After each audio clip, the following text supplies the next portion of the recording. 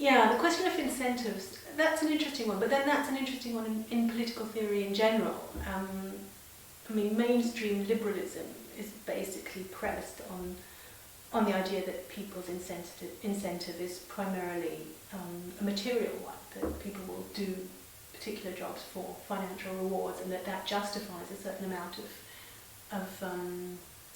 disparity, socioeconomic disparity.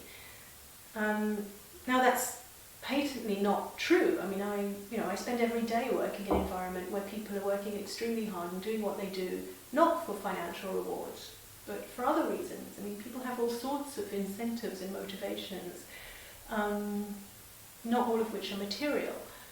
And I think that is just a feature of being a moral agent and, a person within society who has to live with other people and has various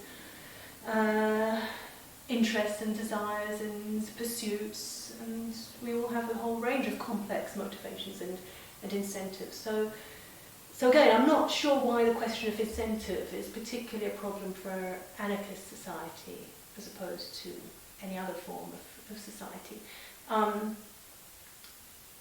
And again, I think the question of local communities is really important here. I mean, arguably people would have more of an incentive to do the sort of menial roles like taking out, like cleaning the streets or whatever, if they felt much more directly connected to those roles.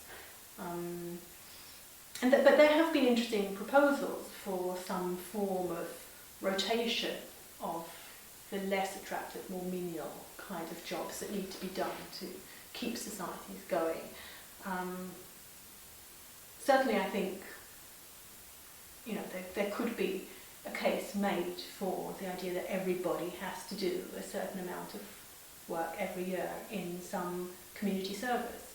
And if you look at the way small-scale initiatives like the kibbutz movement run, that's precisely how they operate. I mean, jobs are rotated and nobody gets stuck in a particular track of work for any sustained period. And that's how the community sort of manages itself.